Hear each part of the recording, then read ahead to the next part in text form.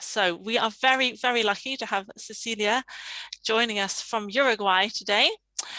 Cecilia has been a EFL teacher for over 30 years and a teacher educator for 15. She has a degree, well, a number of degrees. She has a degree in project-based learning. Is that right? Critical thinking and active pedagogies. But she's a very busy lady because she's currently also completing her MA in professional development for language education, and she is the program leader for the Cambridge Professional Development Qualification on Education Leadership.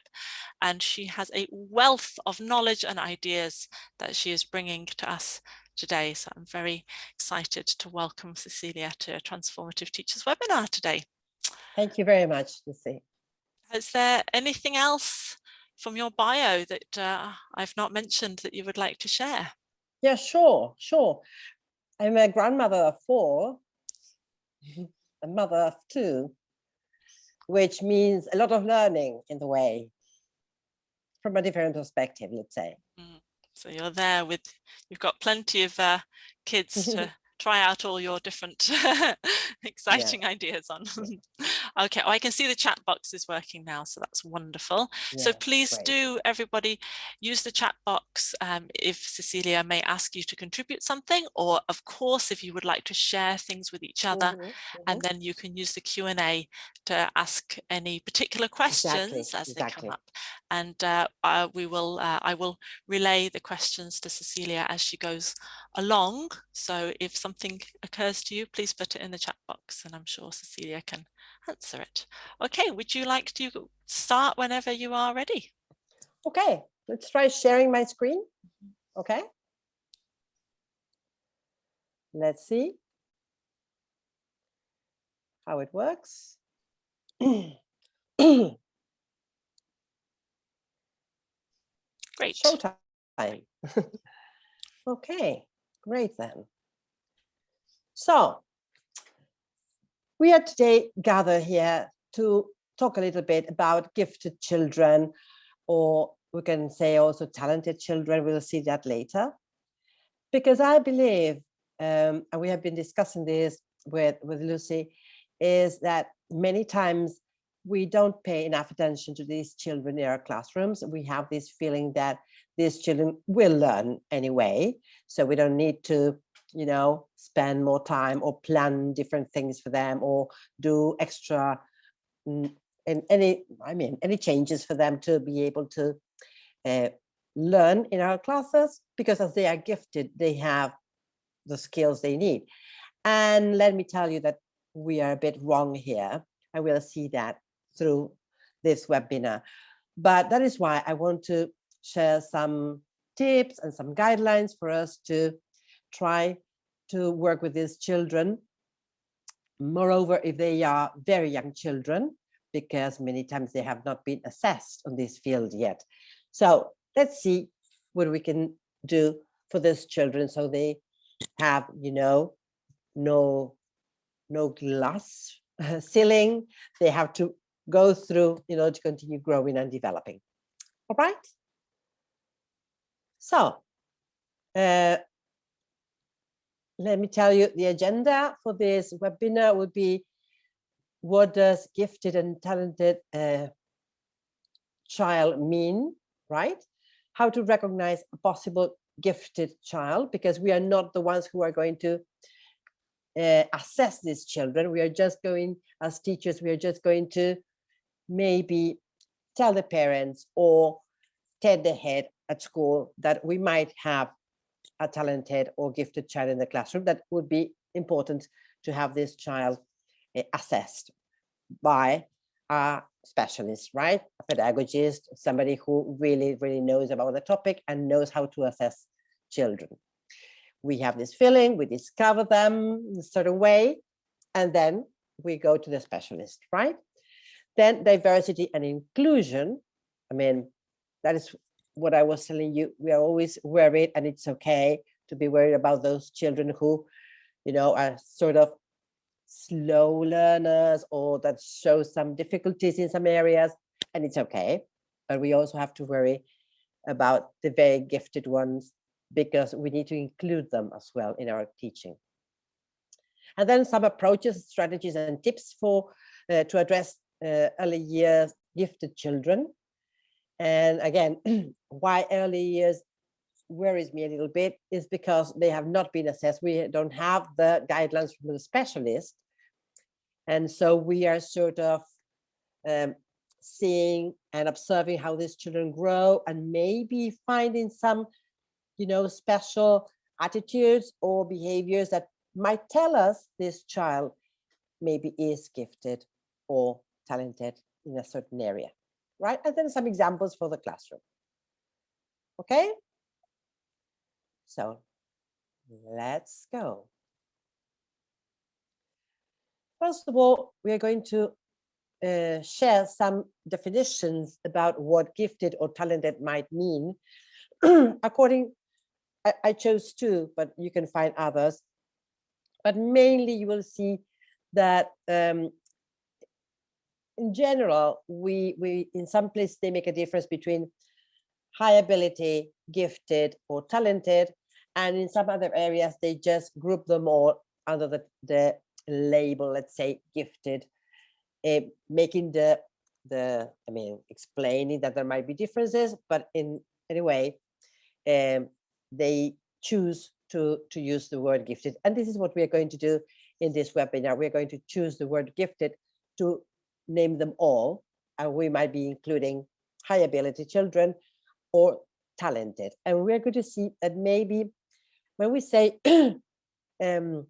gifted, many times makes reference to children who have a particular, let's say, high scores in academic fields. And what it says here, gifted learners, according to the definition from the Department of Education in UK, it says gifted learners are those who have a particular academic abilities. Talented learners are those who have particular abilities in the creative arts. And some schools choose high ability children as more inclusive. So they don't call them gifted, they don't call them talented, they call them high ability children. On the other hand, in the United States, for example, students with gifts and talents perform or have the capacity to perform at higher levels compared to others from the same age, experience, and environment. So they use this difference between gifted and talented. In this case of this webinar, we're going to be using the word the word gifted to group them all right? Because it's a short webinar, so we're not going to be making differences for each of this group of children. But it's important for you to have this information, because maybe you're going to read something that talks about talented, and you're going to say, is the same as gifted? It depends on the part of the world the article or the book you're reading comes from, okay? So, how to recognize these children in our classroom. And this is really interesting, because many times we are, in the circle time when the children arrive, or we're observing them playing while they arrive, and then we get together in the circle, or we go to the playground and we observe how they work, how they behave, how they react. And sometimes they come to us, or we listen to them talking to each other and making some comments or some showing some attitudes that we say, this is not that natural, let's say, for a kid this age. So what should we pay attention to? What might be a sign, some kind of signal that this child we are observing might be considered gifted or talented? These children have keen powers of observation. That means that these children are going to observe things that might be beyond the natural observation of any child. They might not only pay attention to details that the others maybe have overlooked, but also from those details, make conclusions, elaborate some kind of reasoning that they will come to you with a certain comment that you're going to say, okay, where does this come from? So if you make the question to the child will tell you, no, because I observed this thing, and from here I may. So these keen powers of observation might be telling you, you have to pay a little bit more attention to this child and see how far this child can go. These children learn or read very early. You can see they advance quite quickly. You can see that maybe the moment where children are starting to recognize the letters of their name, or the beginning, the first letter of their name, right? These other children are able to decode all the letters, are able to recognize the different letters in different words, are able sometimes even to recognize and make the difference between the name of the letter and the sound of the letter. And they can also, in some, let's say, short words, at early ages, sort of 4, let's say, they can read the word, not only putting the sounds together, but also once they read the word, they understand the meaning. That is actually reading, right? They are not decoding, they are reading. So when they come to you and say, here is a sun, the sun in the sky, okay, the kid is reading. Okay, so we make a difference between, let's say, finding the words or finding the letters, recognizing the letters, decoding a word, and then reading, which means understanding the meaning, right? And these kids might be able to do that at the age of 4, even younger, right? And so you see that the moment you are working with the whole class on understanding how to recognize their name, these children rush. So it's a moment when you have to think, am I going to spend the same amount of time with this child decoding the name, recognizing the letters, copying that on the white page or whatever, or maybe I need to move faster or open to the world to this child, to maybe other words apart from his name, other words, because if not, the child will do it on his own. He will start recognizing his friends' names and all the labels that you have in the classroom, chair, table, window, so move faster. Then this child will read widely and rapidly, and they're going to develop a very rich vocabulary. They will come to you with vocabulary, even in English, of course, as a second language or foreign language, because they heard that in a story and they're going to adopt the word and use it properly. So I remember telling the story of Peter Rabbit and listening to the little children as they play, these gifted children, using some parts of the dialogues from Peter Rabbit that are not that simple for second language or foreign language learners, as for example, words as mischief or words as sneezed, and that they adopt them and they use them properly in the classroom in a different situation. So pay attention to those children, right? These children have great intellectual curiosity. So they're going to be asking you things beyond what you expect for the rest of the class. So if you teach them that is, what's the weather like today? It's a sunny day, for example, here in Uruguay. And then you ask them to tell you, what can you see in the sky? And they're going to tell you the sun. And so these children might come up to you and say, why is it that the sky is blue? And it's not a simple answer what they are looking for. They are looking for a very deep answer that will fulfill their need of knowledge, right? So it's just not, because as it is a sunny day, there are no clouds, and so the sky is blue. That is not enough for these children. They want to know about the atmosphere. They want to know the layers that make this sky blue and why the light makes it blue and not purple.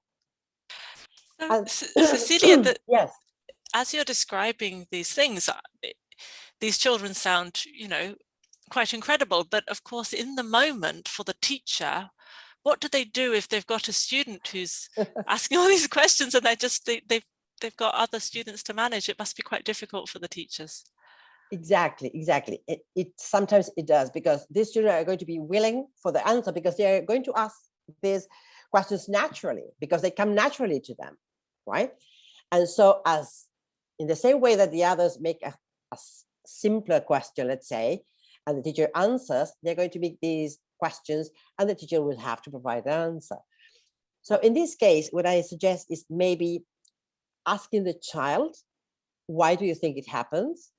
And see all the hypotheses the child can bring. The others will look at him and continue in what they are doing, and interested in what they can get from the question. And maybe you can give these children a short answer, because you're in the circle time and you have all the others to look after. A short answer, for example, is because of the atmosphere. Do you want to know about the atmosphere, what I'm talking about? Yes, please, the child will say, okay, let me finish with your classmates, and then we go back to the atmosphere. And so you finish with the others, and then you go with this child and try to explain the atmosphere, show him something on the computer, go to a book that you might have in the classroom to explain as much as the child is ready to understand. So what do you think happens if the teacher doesn't do that? Because it's difficult if they don't have the time, but if the child is always asking questions and the teacher just doesn't really have the time to respond, what effect do you think that has on that it's child? Quite frustrating for the child. It's really frustrating. And these children, what happens with these children generally through their life in regular schools is that at some point they drop out, because the formal education does not provide the answers to their questions, to what they want to know, and what the school provides is not challenging, but not because of difficulty, it's because it's not attractive for them, right? So the interests they have are so strong that what school offers is nice, okay, fine, but it's not attractive for them, and so they are going to quit. Maybe not primary school, but maybe high school. So that's an important distinction. So it's not so much about challenging them or giving them more difficult things, it's about mirroring their curiosity and encouraging that. And that's quite an important distinction, isn't it? Yes, because what happens is that teachers say, okay, if they get bored because we are working on, for example, subtraction, I'm going to give them, I don't know, teach them how to divide, let's say. And that is not the point. It's not that they want to have more difficulties in the same kind of task. You have to listen to these children and see what is it that these children want to learn. That's because so valuable. Adding and subtracting and are things they're going to lay in the way to discover something else. I mean, these, for example, arithmetic tools that we have, or language tools that we need, how to construct a sentence, how to make a question, blah, blah, blah, blah, blah, are things they're going to learn in the way to read, in the way to understand something else. Because there are tools they might need for that. But if you put that at the center of your teaching is learning how to make a sentence, how to write it complete, blah, blah, blah. No, that is terrible for them. They need creative tasks. And all the other things will come up. I'm conscious that we're actually coming up to halfway through our time. So, and I know you have a lot of wonderful examples to give us as well. Okay. So, yeah. I'm rushing. Okay. Remember that they have a very good memory.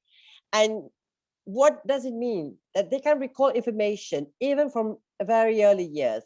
You might have a 10-year-old or 12-year-old gifted or talented child that might remember things from his life when he was 3 or 4, right? That it means to have a good memory. It's not remembering what he has to do today. That is not good memory. They don't have that kind of memory. They have a memory of remembering things from a long time ago, even when we are supposed not to remember from that long, okay? They have the ability to concentrate deeply for prolonged periods of time on something they are interested in. Remember, they're very picky in this sense, right?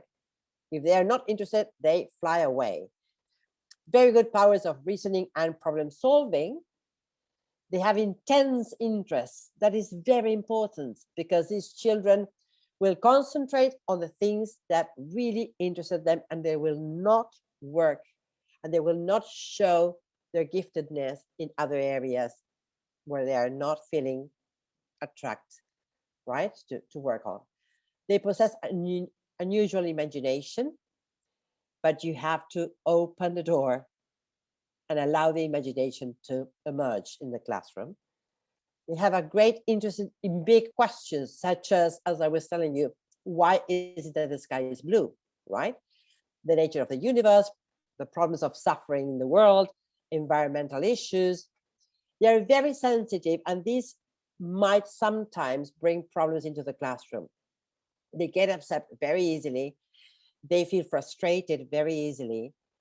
And so they're very worried about the suffering of their classmates or their family members. So you need to be, respect their feelings, and at the same time, work with them in how to work with that sensitivity that they have. Very concerned about rights and wrongs and concerned about injustices. Really, really concerned. That's why they sometimes, I used to have a very gifted child in my class when he was in second grade primary.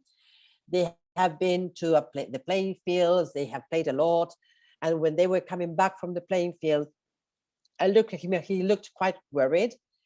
And I said, okay, Bruno, what happened? Tell me what happened in the playing fields. No. He told me, it's not the playing fields. I'm really worried about what the government said yesterday about some changes in the retirement for old age people. And I don't know how they're going to solve this situation. My goodness. The child been to the playing fields with his classmates and he came back worried about the retirement issues of old age. Imagine, 8 years old, right? So that's a great story. But one other thing that was coming to my mind before is that, again, it could be quite difficult for teachers to sometimes with these children, because if they've had an experience of not being listened to, they might come into the classroom really resistant. They might present as children who are challenging the teacher's authority. And so it's, again, that's hard. Do you have any quick kind of tips? Yeah, more than challenging the teacher's authority, what they are going to turn is unmotivated and reluctant to work. Right. Because they feel that they will get nothing from there. Okay, so then you will come on to your examples and we will see ways to motivate them. Yes, okay. Okay. So, as Caroline Tomlinson says here very clearly, teachers need to communicate, right? And tell, I respect you, who you are, as well as who you can become, to all the children. But now we are talking about gifted ones, right? I want to know you. You are unique and valuable, and I believe in you. I have time for you. I learn when I listen to you. This place is yours too, and we need you here. This is very important. This is something we have. I would take this and put it on top of the whiteboard or bulletin board in the classroom for us to remind of everything she says here. This is really important for all the children, but also for the gifted ones. So, as starting with some tips for teachers regarding these children, I would say that what Caroline says here as well is a good curriculum and instruction for gifted learners begins with good curriculum and instruction. Many times we have a curriculum to follow, we have a syllabus to complete, and these children need other things from us.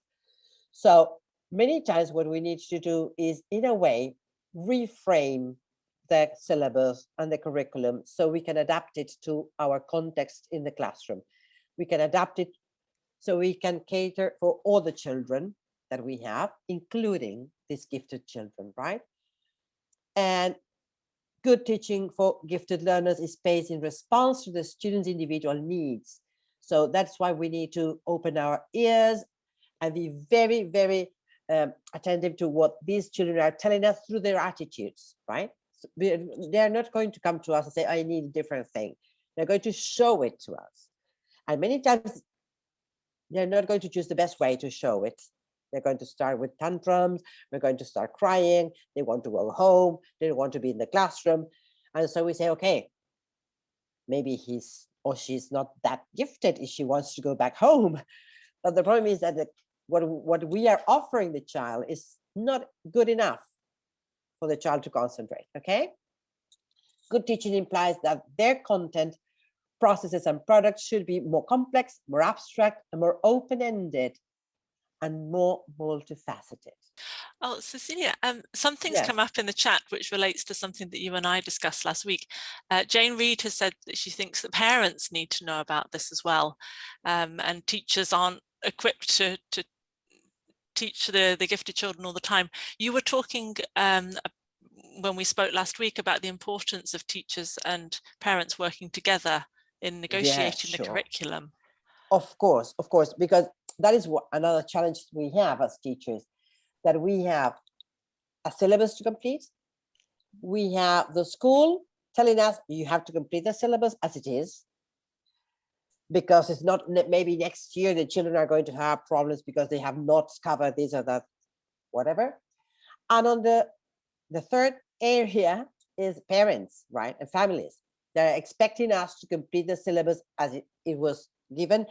And moreover, when we talk about children learning English as a foreign language or a second language, that many times parents are asked to buy a course book, and these parents expect the teachers to complete every page of the course book, and they consider that if the teacher could do that and the children could do that, the children have learned. And so we need to be in touch with parents and tell them the course book and the syllabus is a guide for us to work with the children. It's not the only thing we take into consideration. So we are going to be adapting the course book and the syllabus to the context and to our children, and we're going to be making the most for the children. And it's very important to involve parents in the process. Moreover, if we are going to be working with trying to discover these gifted children, we have to work a lot with parents and with the parents of these children, where we can find some sparks that will tell us, okay, I'm having your child under sort of special observation because I have found some signs that I want to, analyze, go deeper, whatever. But it's very important.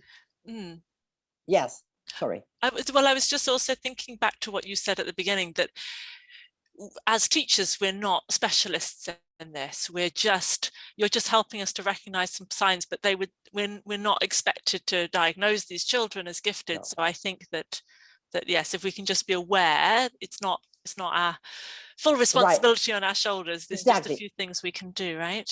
We have to be very careful not to label children, right, as gifted or talented before the children has undergone the correct assessment through with a specialist, right? We can tell, I have observed certain behavior, I have observed certain patterns in your child that might be a sign of, but we need the assessment to be done by a specialist, okay? As in any other order, we are not going to label a child dyslexic if the child has not been through the correct assessment process, right? It's the same thing with here. I mean, try not to label the children, first thing, but if we have to, through the correct process. So which are the approaches that we might have, with the techniques that might help us open the horizon for all the children, and moreover for these gifted or talented children? Active learning pedagogies, right? Like Montessori, Reggio Emilia, Why? Because they are open and they bring nature and they bring arts and they bring project constructions, right? Like project-based learning, inquiry-based approaches that show them. I mean, it's not it's not a narrow process that they go through. It's an open process of inquiry through different paths and materials and approaches that makes the children, you know, they can fly there, right? Meaningful topics, meaningful again, and I always insist on this, meaningful for the children, not for the head, not for the parents, not for the syllabus, not for the course book, meaningful for the children. Many times, for example, once I had some, we learned that this poem of, there was an old lady who swallowed a fly, and one child said, what happened to the fly after that? And so it was fantastic because we have the perfect excuse to study the digestive system. And so, okay, what happens when you swallow something? And then they went through the process. The first thing they said is, the fly came out as poo. Lovely. But what happened in between? And so we have the chance to observe the process, invite the pediatrician, invite, you know, lots of experts to talk about food, eating healthy, the process of the digestive system. So they were 4 years old, and you have the children make questions that many times you can say, I imagine a poor fly, and you move on, or you stop there and you say, okay, I have a good question here to start digging. Okay, what happened to the fly after that? And you start, okay? Rich language context and resources, flexible planning based on the learner's need, because we at home with no children, we plan beautifully. And when we go to the classroom, the children, what do? They destroy our plans. Or they try to, and it's on us how flexible we are to allow them to modify our plans or not, right? The learners lead the learning process because we are working for them. We are working for the children. We are not working for the school. We are not working for the parents. We are not working for the publishers. We are working for the children. So we need to allow the learners lead the learning process. And therefore, in the case of learning a second language, we need to have an open mind and try to teach the language in a non-linear approach. And as we were talking with Lucy, I told her that all teachers know that course book starts with, they have a pattern in how grammar is constructed, let's say, through the course book. And we start with simple present, and then we go to present continuous, and then we go to simple past, and then we go. But actually, in the classroom, if we talk as much English as possible, we use other language, other tenses. We use the present perfect every time you ask the children, have you finished? And they answer, yes, I have finished. But that's present perfect. And comes natural, right? And they learn it naturally. So try not to follow a linear approach. Try to follow the approach the children need in order to continue growing and developing the language. All right. So if they need to understand how to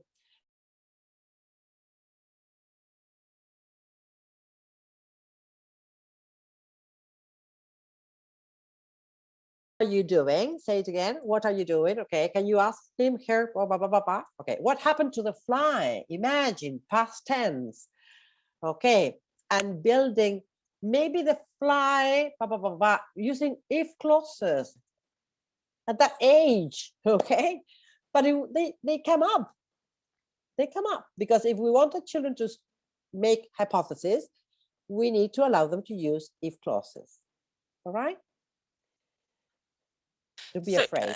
I think a really key word for all of this is flexibility. Then the teacher needs to be flexible, and maybe do you think that might be quite open-minded? Yes, I'm just wondering, you know, you've got such a wealth of experience, and I think maybe if teachers I think for me, this would have been quite hard in the first few years of teaching because I was still learning so much from the course books. I think I would have found it quite hard to be flexible. Do you think it's possible, or do you think it comes from experience? Well, that has to do with another aspect of teachers' life that has to do with building learning communities. I'm getting into other waters here, but okay. Right, but it's very important that at school we create these learning communities where new teachers or novice teachers can, you know, learn from experienced teachers and talk to each other and work together, you know, because of course these novice teachers are going to get a syllabus, get a course book, and have this feeling that if the person who wrote the course book is a well-trained and learned teacher, if I follow the course book, the children will learn. That is a sort of, you know, magical thinking that we teachers have when we start teaching. If I follow the course book, as the head told me, the children will learn. But it's not that simple. And many times what the course book is, I don't like to use the word course book. I prefer to use it as resource book. So if we change the objective of having this resource book in the classroom, maybe it's a place where you can go, get information, practice some language structures or whatever, and then you can come back to your inquiry-based learning approach or project-based learning approach or Reggio Emilia approach, Montessori approach, right? When you can put together language and a more, let's say, open way of learning where the children have, you know, voice and choice. Yes, and I suppose if the teachers create opportunity for the students, then it doesn't therefore necessarily mean more preparation for the teachers. They're just thinking in a different kind of thinking outside the box and then allowing activities to happen, which is that's right. When you allow children to lead, even if they are preschoolers, right? If they are very young, if you allow them to lead, they're going to do some part of the work for you, let's say, because they will bring to the classroom the path they want to walk with you. And so you're there just as another resource for them to keep on learning. And I see you have the leaf example up here on screen. I've been thinking about this one a lot, but I've forgotten some of the details. So tell us how this works. In this case, this little girl is observing a drop of water on this round leaf. And from this observation that we can have a simple thing anytime we go to the playground after rain or whatever, we can develop different kinds of tasks for the different children to go through. Some children will be interested just in observing the drop of water. In the case of this child, she wanted to catch it, you know, can I catch this? Can I grasp it? Okay, and I say try. Okay, you can try. In this case of this little girl, then we started interacting, and I asked her a question that was to pay attention to the shape of the leaf that was different from the other leaves we had around, and why it could happen. The different lines, she could see drawings, and she could see on the surface of the leaf as well. And then I asked her a question that was, is the leaf wet? And she told me, no, it's not, because the water is here in the drop. Okay, and why do you think the leaf doesn't get wet inside, like, for example, your sweater or any other piece of materials that you might have? So from there, you will find children answer the question quite in a simple way, and others who will ask you more things, and maybe they might lead you to studying the structure of a leaf, how the leaf is inside, right? So you might find yourself going to a lab and observing a leaf with a microscope and, you know, magnifying glass and blah, blah, blah, blah, blah. It depends on the depth you want to give to each of the children around you. Some children are going to observe the leaf, try to get the water, they cannot, and they throw in everything and they continue playing. And some others will insist and try again and try to get another drop of water. And some others will come to you and say, why is it that the leaf is not wet? And some others will come to you and say, why is it round and not maybe have another? And maybe that's why I put the other picture. Some children, you might invite them to create this sort of book where they get different kinds of leaves with different shapes. Then you can go a bit deeper and try to provide the name of each shape. And you can provide, if they want to, of course, the name of the leaves of the plants that have a certain shape. So from one topic that might be simple, observing the drop of water on a leaf, you can design a variety of tasks, let's say, or activities for the different children according to what the children want to continue learning about. Am I clear here, Lucy? So I'm just thinking, if I was to do this, and I am always thinking about maximum benefit with minimum preparation. So would you take paper, sellotape, would you take certain resources and then sort of just let them choose what they want to do, or would you end up with a little bit of chaos if you don't have more structure than that? Because it sounds like it could be quite a lot of planning. No, it might depend, because maybe what you do is observe.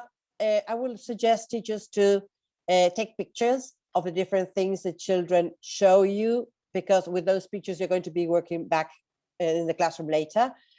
Make notes of what you observe, what the questions that children make. Ask the children maybe to collect the leaves that they want to take back to the classroom. And then once you go back to the classroom, you can organize the children in different tables according to the materials they have brought, because the materials they have brought might relate to the questions that they want to find answers about. And from there, also with the documents that you have of the pictures, of the notes you have taken, you can organize them in sort of different tables with different interests, or put the materials in different tables and let the children move around and look for the answers and questions and continue working. Right. So yes. It's not planning extra work, it's organizing the work in a different way. So I'm imagining maybe if I were to start doing this kind of thing, I might have maybe follow the course, just to build up my confidence, follow the course book some days, and then have like a project day. And maybe if we do that more regularly, the children get used to the style and they understand this is what we do. We follow our interests and then we see what comes from it. So I imagine it involves a bit of letting go and just trusting that you can. The only thing is that the children will not need to understand how it works. I believe the teacher needs to understand how it works and how to be, to allow the children to lead. Is let go some control that many times novice teachers find very difficult. Not only novice teachers, all teachers, because we love to have control. But the thing is that many times is say, okay, I'm going to take the children to the playground. We are going to be working on leaves, suppose autumn. We're going to be working on leaves and trees because I have to teach autumn because it comes in the syllabus. Okay, so let's go and observe leaves that maybe have fallen, blah, blah, blah. And when they come with questions, I would say, okay, look at this leaf is different. Okay, you want to collect these leaves, and then we observe them in the classroom and see with the different, because you're not going to go to the playground with the magnifying glasses and everything, because maybe it takes, an extra bag. But you can invite them to take back to the classroom what they want to know more about, or what they found interesting, or what was really nice, right? Okay, collect all the leaves that you find that you like, maybe. And then when you are back in the class, okay, why have you chosen these leaves? And what are you going to learn from me? And then be careful, because we are in a language learning class. You can use these leaves to teach shapes. You can use these leaves to, because maybe the leaf this girl is observing, okay, it is similar to what shape? Circle, okay. And this other one is a triangle, lovely. So you can connect to things, the same as colors, the same as big and small shapes, sizes. So this is really, this sounds like the kinds of things that we do with young children naturally, but somehow there's that idea that when we go in the classroom, we maybe need to be doing things differently. But in fact, if we're just following the usual pattern of seeing what they're interested in and seeing what comes from that and how we can guide them, that's the way they learn naturally. So why not take that into the classroom? Exactly. And moreover, we can teach opposites. We can teach, because I don't know, this leaf is dirty, this other one is clean, this is wet, this is dry. We can teach a lot of things through the materials they bring to the classroom. And it depends on, again, the interest of the child, because some children are not going to be interested in the opposites, and they're going to be interested in the structure of the leaf. Why is that the leaf is not wet, for example, right? And you have to study that with that child. Okay? Lovely. So we've got just under 10 minutes. There's so much. There's so much in here, though. It's so interesting. Yes. Okay, go ahead. Well, you have. I'm not going to show this now, but just for you to know that there is a YouTube video on the structure of the leaf and the functions of the different layers of the leaves and the component, let's say, of the leaf. And why do leaves have such different shapes? Again, another resource you can maybe read before, read with a child, show this to the children, and then sort of deconstruct the video or the article so the children can, I don't know, understand a bit more, right? Because maybe you show this to the child and it's enough. Or maybe they show this to a child and they don't get it and they want more information. You have to come and go, right? But you have some resources to continue digging. And if the children most of the children are interested, because it's a very attractive topic, because it relates to nature, and everything that relates to nature is attractive for the children, you can invite a biology teacher, you can invite, you know, experts to come to the classroom and talk to them about these things, and they are going to love it, right? They are going to love it. Even if the expert speaks in the mother tongue of the children, suppose you are in Costa Rica and the expert speaks in Spanish, doesn't matter. Let the child listen to the information in Spanish, and once the expert has gone, the key information, you turn it into English and reteach it in English. Okay, don't worry, because that is what and that is another topic, but when we talk about bilingualism and when we talk about translanguaging, we allow both languages to be working at the same time. That is a bilingual person, right? You choose in which language you're going to read, understand, and talk to the other person. So don't worry if the expert speaks the mother tongue. Other resources, right? To continue learning about plants and to continue learning about structures and the functions of a plant, of the leaves, of the different parts of a plant. So you have beautiful books. We all have beautiful books around us, right? Again, generally it doesn't happen, but if you find a beautiful book and the book is in Spanish, you use the pictures and you tell the story in English, right? Don't worry. And I have added here some books related to shells, because that's another nice thing to do at the beginning of a year when the weather is nice, and if you have the chance to take the children to the beach, you can ask them to bring shells and stones from the beach, and you have plenty of activities you can do with the children. In the first picture, you can ask the children to, again, group the shells and the shells, sorry, and the stones by color, by shape, by size, right? By, I don't know, if they are around, if somebody lived inside or not. What was the purpose of the shell, right? When it was used to have a living thing inside. And then from there, allow the children to work through a more artistic, let's say, structure. Or if you want them to practice any motor skill, you can draw a pattern for them to complete with the stones, or you can allow them to create the pattern they want. Again, open, right? Open things for them. Or you can draw part of a pattern and let them continue create it individually, in pairs, as a team, I don't know, in the tables as they sit, on the floor. Allow them to work with this. You can add, you can subtract, you can divide, you can multiply. Whatever you want to do with these. For example, one of the beautiful things you can do is ask the children to find different ways of showing number 5.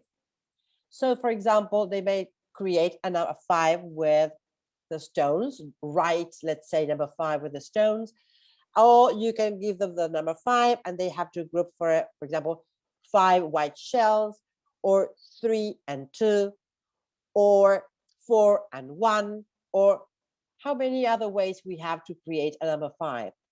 And so you allow them to, as many as they can construct, using these materials. Touching nature is very intense for children. So allow them to work with these kind of materials, right? It's very powerful.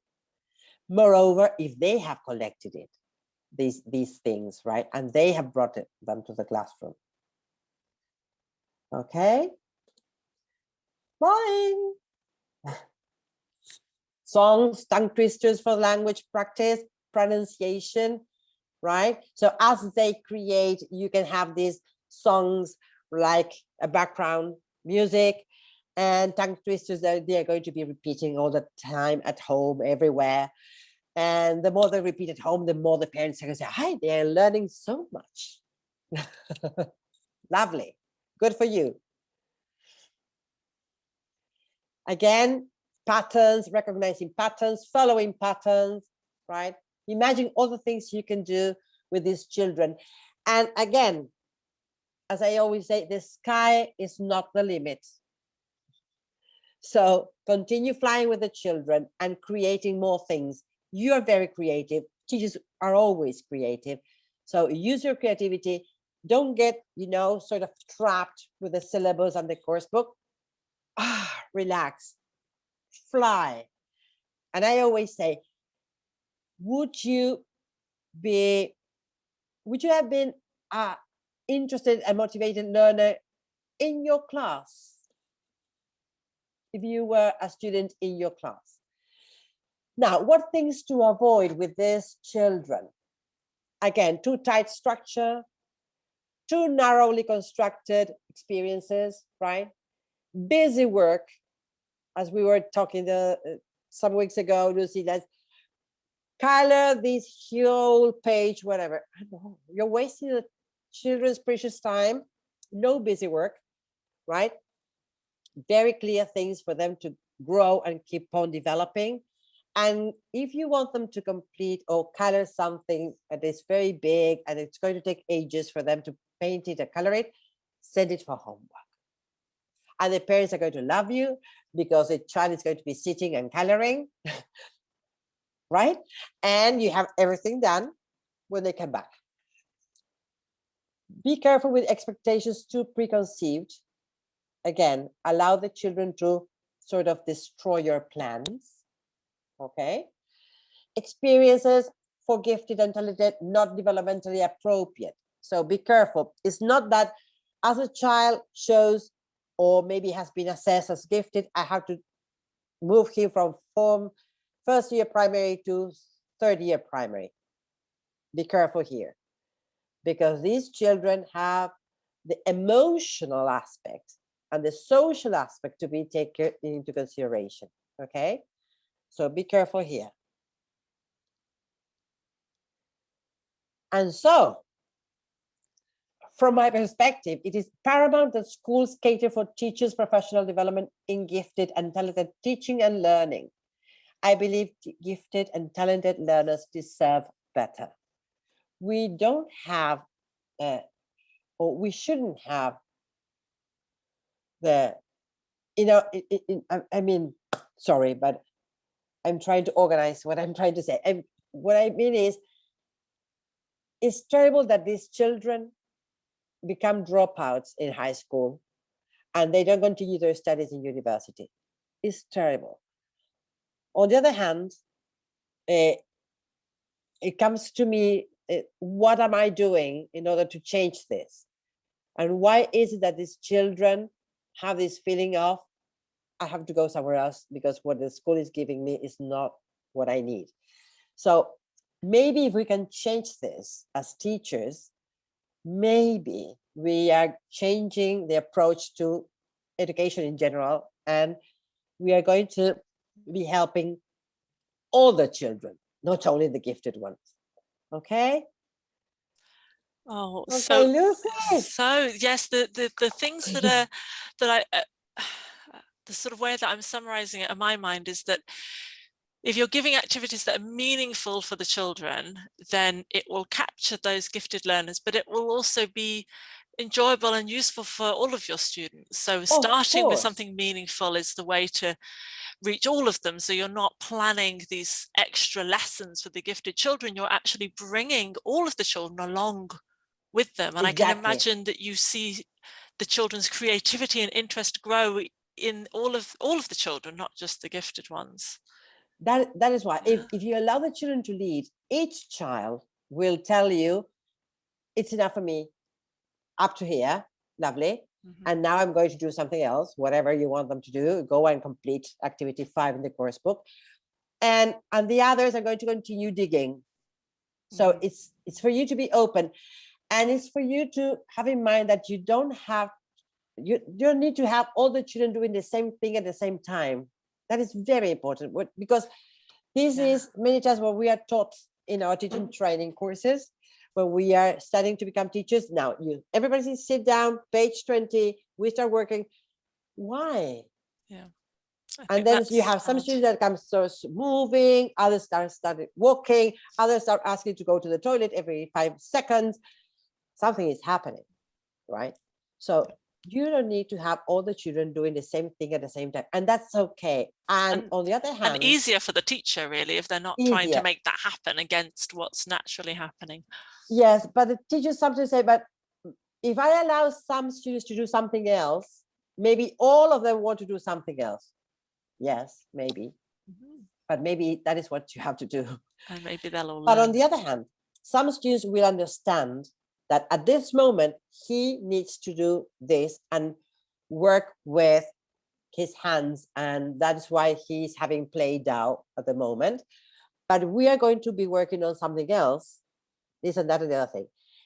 If they get used to that, because that is what happens at home. Mommy is reading, daddy is in the kitchen preparing dinner, and we are reading books for here, and my sister is in the computer.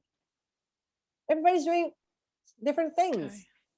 We're not sort of soldiers doing all the time the same thing. Right. No. So sometimes the course books take us away from what we naturally do. And if we can reconnect with what actually we're interested in, what we do, how life is, and go from there, it's not so we have this idea of the teacher like the orchestra conductor, director there, and everybody playing the instrument. And But even in an orchestra, everybody plays the instrument when they have to.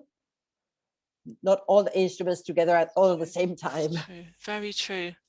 Okay, we have gone a little over, but when you and I spoke the other week, we spoke for about an hour and a half, didn't we? It was just, I've been making notes today. I just find all of this absolutely fascinating.